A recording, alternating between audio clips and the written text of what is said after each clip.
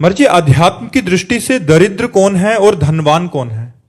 जो भजन विहीन है वो दरिद्र है और जो भजन युक्त है वो धनवान है।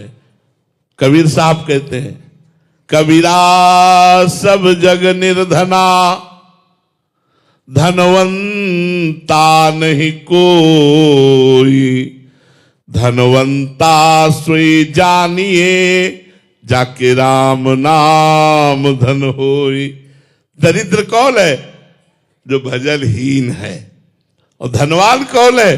जो भजन युक्त है। जो जितना भजन करता है उतना ही बड़ा धनी है, और जो भजनहीन है वो बेचारा गरीब दरिद्र मरेगा तो सब बैंक बैलेंस रुपया पैसा यहीं रह जाएगा और नरक में जाकर के नाना प्रकार की फिर योनियों में जाना पड़ेगा।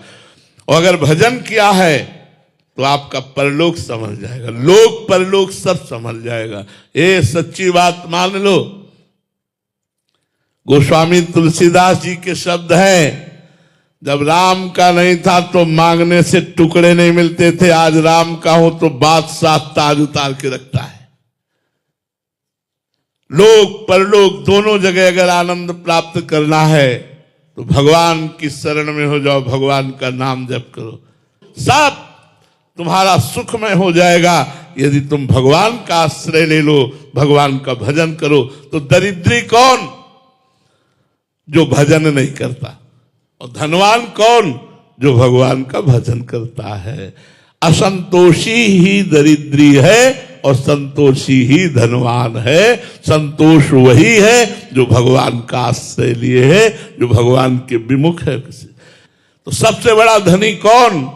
जो श्री भगवान का हो गया। सबसे बड़ा अभागी और दरिद्र कौन? जो भगवान से विमुख हो गया। जो भगवान से विमुख है वही सबसे बड़ा भागी।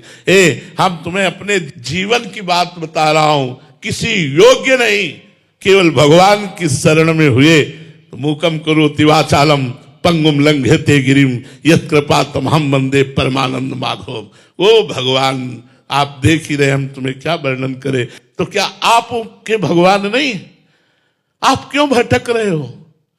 आप क्यों इधर उधर भुलावे में आ रहे हो? अपने घर में ठाकुर जी विराजमान करो, आरती करो, कीर्तन करो, नाम जप करो, एक अध्याय भगवान की कथा सुनाओ, देखो तुम्हारा मंगल हो जाता है कि नहीं।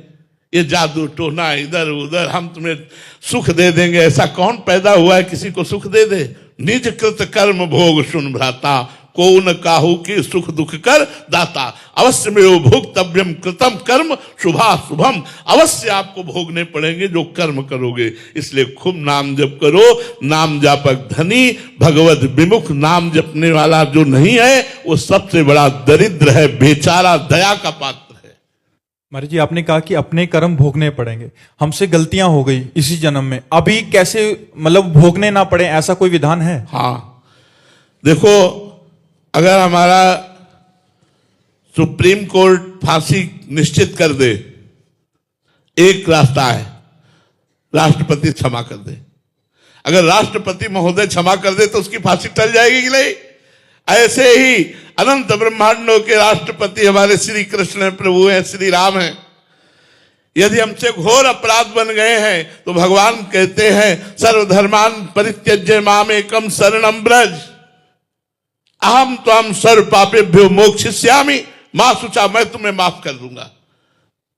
जब राष्ट्रपति माफ कर देगा तो सुप्रीम कोर्ट के द्वारा पास हुई फांसी भी टल जाएगी। ऐसे ही हमारे जितने कर्म हमको दंड देने के लिए तैयार हैं, यदि हम भगवान की शरण में हुए और भगवान का नाम जप किए, भगवान की आरती पूजा किए, भगवान के भक्तों का संग किए, तो निश्चित सर्व पाप नष्ट हो जाएंगे, हमारा मंगल हो जाएगा और हमारे दुख नहीं भोगना पड़ेगा, पक्का।